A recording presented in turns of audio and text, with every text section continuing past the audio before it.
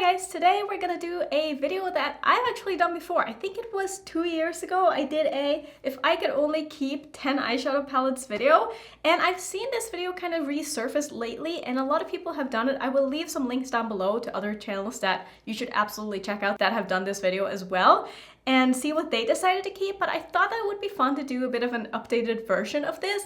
And when I sat down to pick up my 10 palettes, I really thought that it would be a lot harder this time than it was last time, just because my collection is bigger. But honestly, I felt like it was a lot easier this time because I don't know if I've just maybe gotten like better palettes into my collection or more well-rounded palette into my collection. I'm not really sure why I found it to be easier this time, but I'm going to show you the 10 palettes that I would keep if I could only keep 10.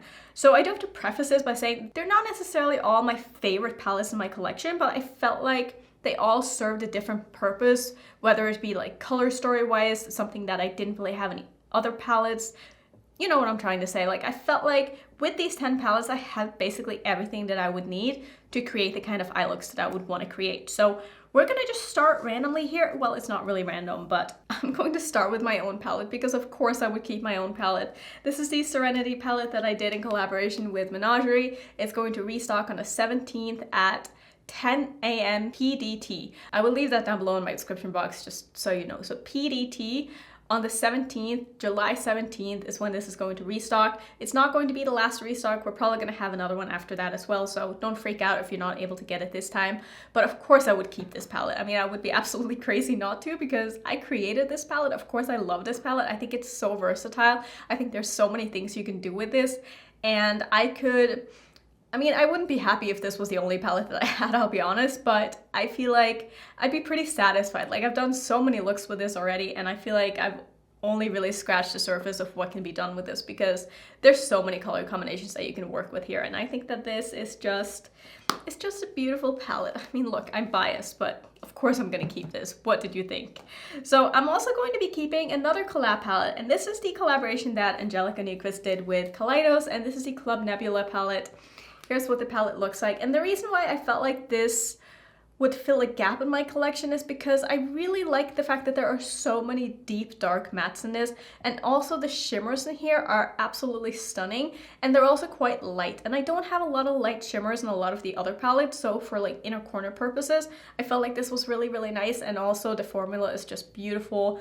I mean, I love the packaging. I love everything about this palette. I think that both Angelica and Kaleidos did such an amazing job with this. And I'm so happy to have this in my collection, and I'd be really sad if I didn't have it. So I did decide that this was one of the palettes that I would keep if I could only keep 10.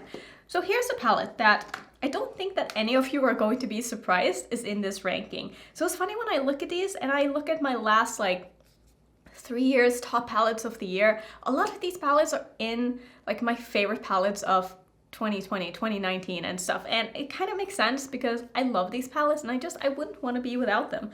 So the next one is from Muse Beauty. It's the Impressionism Palette, and the reason why I felt like this palette was a good one to keep, not only does it have like a couple of neutrals up here, which I don't have a lot of neutrals in my other palettes, it's also just a very easy palette to work with. Like, it's just effortless. It blends itself. The pigmentation is beautiful. The shimmers are just very easy to wear. They wear beautifully, and I like the color combination in this palette a lot, and I feel like together with other palettes as well, this would just pair so beautifully. And I love how sleek it is. I love how I don't know, this is a very travel friendly palette for me. It's very thin cardboard. It's still sturdy. It has a nice big mirror on the back, and it's a great palette. I really enjoy this, and I just think that I would get so much more use out of it if I only had 10 palettes, and this was one of them.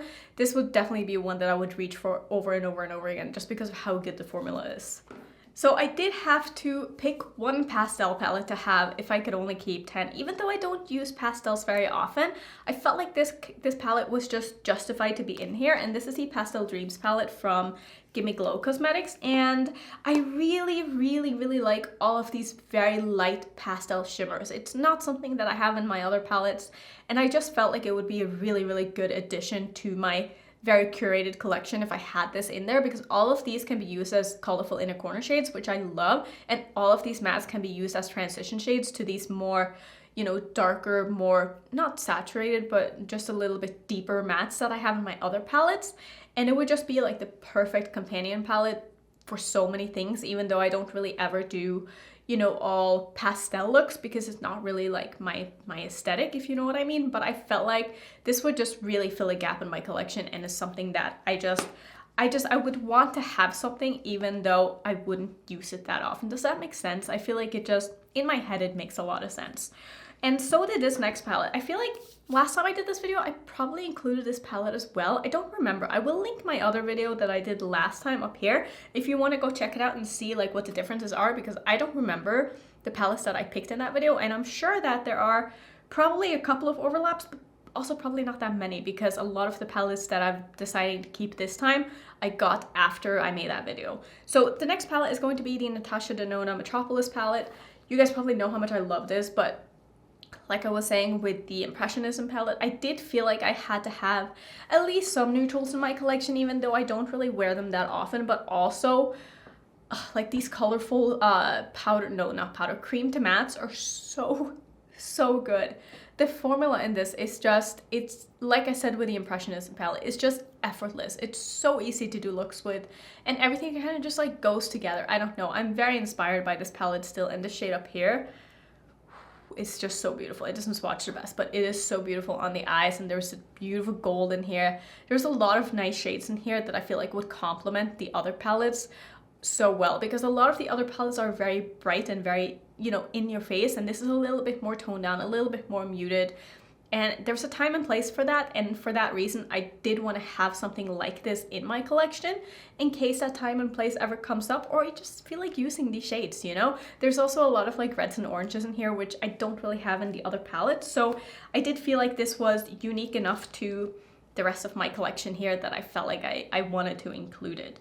Now let's go to some shimmer palettes, because I did want to have some all shimmer palettes in here, just because most of the palettes that I gravitate towards are very matte heavy, because that is how I like to do my makeup. But if I were to have only 10 palettes, obviously that would mean that most of my collection, if I didn't choose any all shimmer palettes, would be very matte heavy and on the matte side, because of just the nature of the palettes that I like to buy. So I did want to put in 2 all shimmer palettes, and this is going to come as no surprise, but this is the Break the Rules palette from It's Belle Cosmetics, and I've raved about this palette for so long. This palette is absolutely stunning. There is no shade in here that I don't like, and I just think that these shimmers would complement so many of the other palettes that I have, and I would be so happy to just have this be like my only, like I would wear these shimmers every day for the rest of my life because they're so beautiful. And I just love this palette. Even though I don't get a chance to use it that often right now, I still just, I'm so in love with this, and I'm so happy I have it. I'm so grateful that they sent this to me, because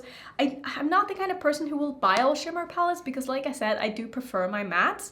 But having this, I love this so much. And obviously when I'm doing this video, I'm assuming that I don't have all of the singles that I have in my collection, because then what's the point in doing a video where I'm only keeping 10 palettes if I have like 600 other eyeshadows, you know what I mean? So this is in a other world where if single shadows don't exist, I don't have any of them, and this is like the only eyeshadows that I could have. I just want to make that very clear that of course my single eyeshadows don't count outside of this. This is just a theoretical if I could only keep 10 palettes forever and only use these 10 palettes for eyeshadows. So the other all shimmer palette that I'm going to keep is the Enchanted Luster Cosmetics Dragon Prism 2 palette. Now this did come with a sticker. They have updated their packaging. I peeled off the sticker because it was coming out already on its own. But don't worry, they have updated their packaging because I complain about it.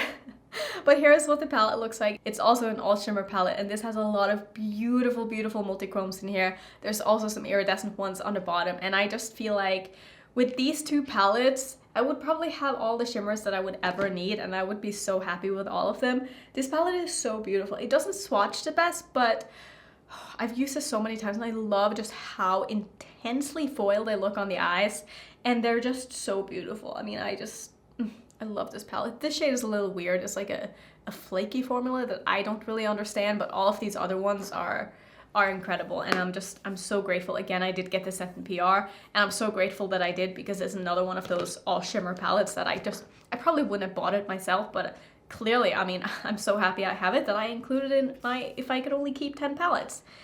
Next palette. Next palette is one that I am pretty sure that I included last time as well, and this is the Glamlight Cake palette.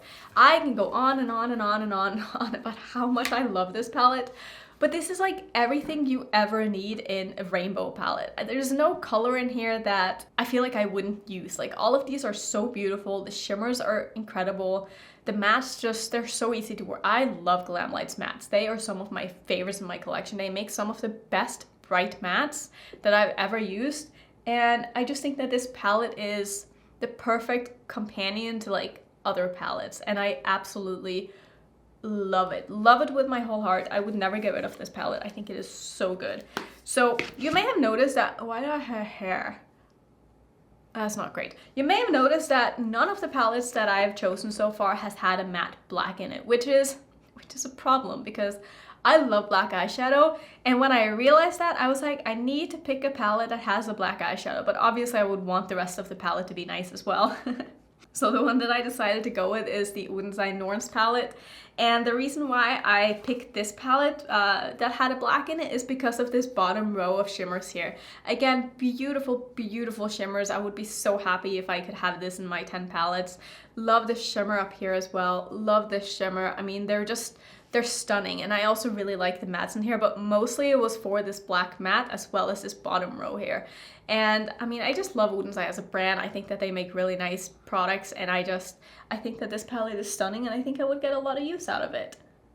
Yeah, so that's basically why I chose that, because I needed a matte black, and this was one of the palettes with a black that I was the most interested in keeping. So lastly, we have one more palette left. I wonder if any of you can guess what this palette is. It is the largest palette in my collection, if that tells you anything, and it was in my top 3 of last year. Can you guess what it is? It is the Worldly palette from P. Louise. It's a piece of shit to hold. It's a piece of shit to store. But the quality is so good. I freaking hate holding this palette. I'm gonna just put it on my shoulder. The color story is just fantastic, and the quality of this palette is incredible. I love that all of these except for 3 are mattes because they do such a good job on their mattes. I don't really like the 3 shimmers in here, but since I have all of these other beautiful shimmers, this is like all I would need. Honestly, like I could do so much with this. Of course, there's a couple of shades that's missing, like rainbow wise, because this isn't a primary palette. Like this doesn't have all the primary colors. It has more of those secondary and murky colors, and I really like that, and like some of these pastels and neons.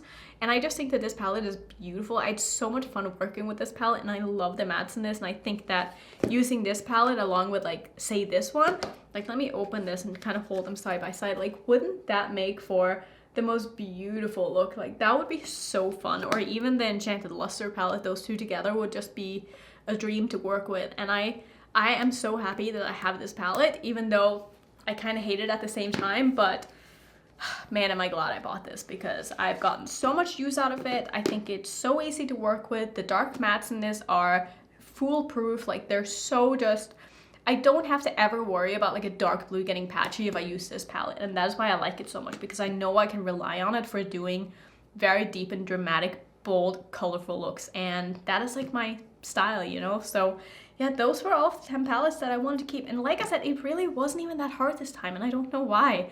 But I found that I had a pretty easy time picking out these palettes.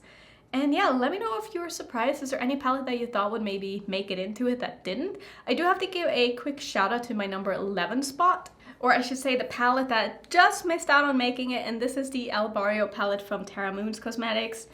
I was so close to keeping this, but the more I looked at it, the more I was like, the reason I'm keeping this palette in with my 10 is mostly for that metallic red in the middle here. And honestly, I have metallic reds in the other palettes, even though they're not that good. Like I have the one in the Break the Rules palette, which is the one down here. This one is a bit more of a satin shade. It's still beautiful. So I was like, you know what? I don't really need to keep this, even though I absolutely love it, but it wouldn't add that much to my collection. And it's also just a small palette. And if I'm only going to keep 10, I want to have like more options. And a 9-pan palette is tough for a 9-pan palette to cut it. And the only one that made it was this one. And I feel like this one makes a lot more sense, but do want to give credit to this one because I love this palette. I think it's amazing quality. So yeah. That's gonna be it for today. Should I make this a yearly thing? I probably should, right? Do an updated one of these every single year and see, you know, how my makeup preferences changes and what I like at the time. I feel like my makeup preferences hasn't really changed that much, but I mean a little bit, and that's sort of to be expected. So yeah, thank you so much for watching. Don't forget to check out all the other videos that I've linked down below for you if you want to see more of these, because they're super fun to watch and I like to see what other people are picking out. If you want to see another video, I will put one up right here, and if you're new, don't forget to subscribe, and I will see you in my next video. Bye.